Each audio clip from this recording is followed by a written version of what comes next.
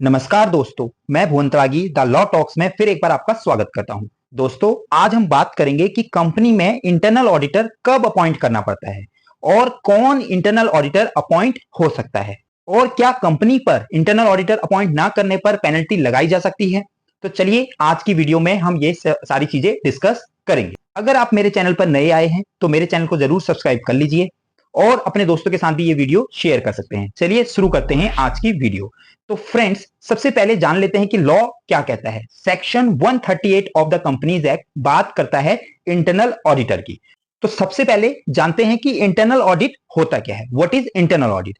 Internal audit evaluates a company's internal control including its corporate governance and accounting process. मतलब कि corporate governance और accounting process को evaluate करने के लिए और compliances with the law and regulation और टाइमली और एक्यूरेट फाइनेंशियल रिपोर्टिंग जो होती है उसको मेंटेन करने के लिए, क्योंकि स्टैट्यूटरी ऑडिट होता है तो उससे पहले हमें इंटरनल ऑडिट करवाना रहता है कंपनी के अंदर। तो इससे क्या होता है, कंपनी के जो बुक्स होते हैं, जो अकाउंटिंग होती है वो परफेक्ट बनती है, उसमें गलती होने के चांसेस नहीं होते हैं, क्योंकि इंटरनल ऑडिटर जो है वो बताता है कि कंपनी को कि यहां पर आपकी कमी है, यहां पर नॉन कंप्लायंस हो रहा है, यहां पर फाइनेंशियल रिपोर्टिंग में दिक्कत आ रही है, तो कंपनी इसको दुरुस्त कर लेती है। चलिए अब बात कर लेते हैं which company is required to appoint internal audit. सबको करना पड़ता है? नहीं, कुछ क्लास ऑफ कंपनीज है उनको इंटरनल ऑडिट अपॉइंट करना पड़ता है। तो सबसे पहले है एवरी लिस्टेड कंपनी को इंटरनल ऑडिटर अपॉइंट करना है। दूसरा है अनलिस्टेड पब्लिक कंपनी, लेकिन कुछ कंडीशन के साथ। तो हर एक अनलिस्टेड पब्लिक कंपनी को नहीं करना, कुछ कंडीशंस हैं, अगर वो इस क्राइटेरिया उस लिमिट में आ रही है तो उस अनलिस्टेड पब्लिक कंपनी को करना है। तो सबसे पहले क्या है, अगर उस अनलिस्टेड पब्लिक कंपनी का पेड अप कैपिटल 50 करोड़ या उससे ज्यादा हो, टर्नओवर 200 करोड़ या उससे ज्यादा हो, और आउटस्टैंडिंग लोन और borrowing from banks PFI exceeding 100 crore and more. At any point of time. ऊपर के जो दो थे, टर्नओवर और पेड अप कैपिटल, वो प्रीसीडिंग फाइनेंशियल ईयर के देखते हैं, लेकिन आउटस्टैंडिंग बोरोइंग जो है वो आप at any point of time during the year अगर हो जाता है, आउटस्टैंडिंग लोन बोरोइंग या फिर आउटस्टैंडिंग डिपॉजिट 25 करोड़ या उससे ज्यादा एनी पॉइंट ऑफ टाइम अगर आपका रहता है ड्यूरिंग द फाइनेंशियल ईयर, तो आपको इंटरनल ऑडिटर अपॉइंट करने की जरूरत पड़ती है। चलिए अब बात करते हैं कि प्राइवेट कंपनी को भी करनी पड़ती है क्या। हाँ जी, प्राइवेट कंपनी को भी इंटरनल ऑडिटर अपॉइंट करना पड़ता है अगर उसका टर्नओवर जो है 200 करोड़ या उससे ज्यादा during the preceding financial year अगर रहता है, और आउटस्टैंडिंग लोन एंड बोरोइंग जो है फ्रॉम बैंक या फिर पीएफआई जो है 100 करोड़ या उससे ज्यादा रहता है at any point of time during the financial year. अगर यहां पर वर्ड है during the any point of time, मतलब प्रीसीडिंग फाइनेंशियल ईयर में अगर किसी भी पॉइंट ऑफ टाइम होगा तो उसको इंटरनल ऑडिटर अपॉइंट करना पड़ेगा। तो चलिए फ्रेंड्स, अब जान लेते हैं who can be appointed as a internal auditor. मतलब इंटरनल ऑडिटर सारे अपॉइंट नहीं हो सकते, कुछ क्राइटेरिया है, तो चलिए उसको देख लेते हैं। सबसे पहले लिखा हुआ है internal auditor may be either individual, partnership firm और बॉडी कॉर्पोरेट, इन तीनों में से कुछ भी हो सकती है। Who shall be either a CA हो सकता है, या फिर कॉस्ट अकाउंटेंट और सच अदर प्रोफेशनल। अब सच अदर प्रोफेशनल की डेफिनेशन यहां पर नहीं दी हुई है। क्या सीएस हो सकता है?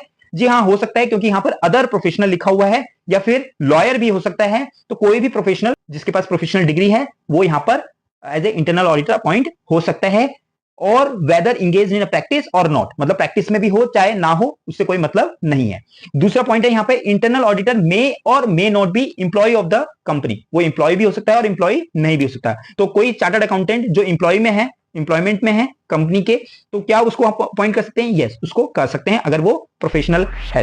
अब बात कर लेते हैं कि क्या प्रोसीजर रहेगा एक इंटरनल ऑडिटर अपॉइंट करने के लिए। तो सबसे पहले तो एलिजिबिलिटी क्राइटेरिया चेक करेंगे कि वो एलिजिबल है या नहीं है। प्रपोज्ड करेंगे कि भाई आपको इंटरनल ऑडिटर अपॉइंट कर रहे हैं।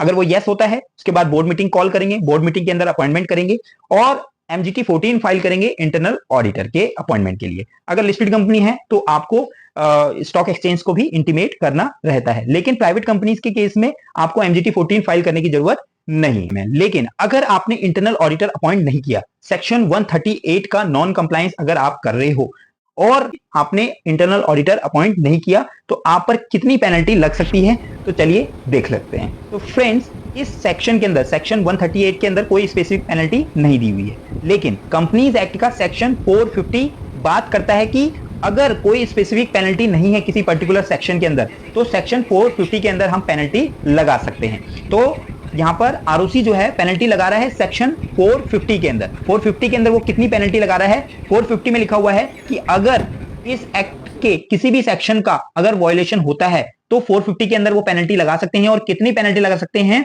The company and every officer of the company who is in default और such other person shall be liable to penalty of 10,000 rupees and in case of continuing contravention the further penalty of 1,000 rupees for each day after the first during which such contravention continues। मतलब 1,000 रुपए per day की भी penalty लग सकती है अगर वो continuous contravention रहेगा, subject to maximum of 2 lakh rupees in case of company.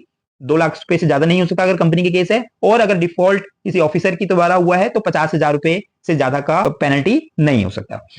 तो हमने रूल 13 यहां पे पढ़ लिया है कि रूल 13 में क्या लिमिट दी हुई है प्राइवेट कंपनीज के लिए, पब्लिक कंपनीज के लिए, अनलिस्टेड जो है, और लिस्टेड कंपनी को तो अपॉइंट करने की जरूरत है ही। तो चलिए अब कुछ केस लॉ देख लेते हैं जिसमें 138 का नॉन कंप्लायंस हुआ तो उसमें क्या पेनल्टी आरओसी ने लगाई है। तो सबसे पहला जो केस है यहां पर दिल्ली और हरियाणा आरओसी का, जिसके अंदर आप देख सकते हैं सेक्शन 138 के नॉन कंप्लायंस के लिए यहां पर पेनल्टी लगाई गई है। तो फ्रेंड्स ये एक प्राइवेट कंपनी है और इस प्राइवेट कंपनी की जो पेडअप कैपिटल है 2.5 लाख है।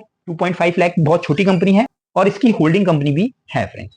तो फैक्ट ऑफ द केस यहां पे क्या है, तो इसका मतलब ये स्मॉल कंपनी तो नहीं है, हालांकि बहुत ही छोटी कंपनी है लेकिन स्मॉल कंपनी नहीं है। तो फैक्ट ऑफ द केस क्या है, the office in the receipt of application GNL1, company ने GNL1 फाइल किया from the company regarding adjudication of penalties under section 138 of the companies act that as per the financial statements financial year 2021 and 2022 the turnover of the company was 288.92 crore, मतलब 288 करोड़ की उसकी turnover थी 2021-22 के अंदर। जबकि अगर देखिए प्राइवेट कंपनी के अंदर जैसे ही 200 करोड़ होता है प्रीसीडिंग फाइनेंशियल ईयर के अंदर तो आपको नेक्स्ट ईयर जो भी आएगा उसमें आपको इंटरनल ऑडिटर अपॉइंट करना है। तो 21-22 में आपकी टर्नओवर हो गई थी तो 22-23 के लिए आपको अपॉइंट करना चाहिए था, लेकिन 22-23 में आपने अपॉइंट नहीं किया हुआ, ऐसा यहां पर लिखा हुआ है। Company was required to appoint internal auditor in 22-23 but the company has submitted the advertently it is not appoint any internal auditor in 22-23। However the company could not appoint internal auditor 23। लेकिन कुछ time बाद MGT 14 उन्होंने file किया 1/2/2024 को, जिसमें उन्होंने 23-24 के लिए तो अपॉइंट किया लेकिन 22-23 के लिए अपॉइंट नहीं किया। तो यहां पर सॉकोस नोटिस उन्हें दिया गया और पेनल्टी लगाई गई 138 के नॉन कंप्लायंस के लिए। और कितनी पेनल्टी लगाई गई है फ्रेंड्स, चलिए देख लेते हैं। तो कंपनी पे लगाई है 10,000 रुपए की और जो बाकी डायरेक्टर हैं 5 डायरेक्टर, तो उन पर कितनी लगाई है 10,000 रुपए की पेनल्टी। टोटल यहां पर 60,000 रुपए की पेनल्टी लग चुकी है फ्रेंड्स इस कंपनी के ऊपर, क्या अपॉइंट ना करने पर, इंटरनल ऑडिटर अपॉइंट ना करने पर। चलिए एक और केस लॉ देख लेते हैं। तो फ्रेंड्स ये केस लॉ जो है कर्नाटका आरओसी का है, जिसके अंदर ऑर्डर आया है आपको सेक्शन 138 के नॉन कंप्लायंस। इस कंपनी में भी इंटरनल ऑडिटर अपॉइंट होना था लेकिन इंटरनल ऑडिटर अपॉइंट नहीं हुआ। तो इसके भी फैक्ट्स ऑफ द केस देख लेते हैं।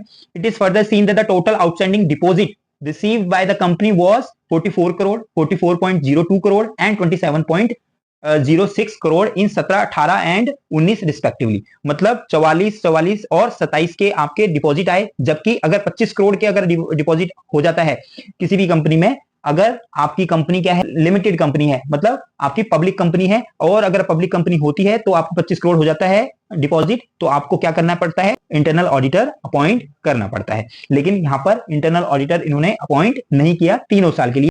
Also, the company did not appoint any internal auditor for the financial year 16-17 to 18-19. Hence, the company and its officers defaulted are liable for penal actions under section 450. तो 450 के अंदर इन्होंने penal actions लिया for violation of section 138 read with rule 30। और 13 कौन सा है, जिसके अंदर सारी लिमिट दी हुई है फ्रेंड।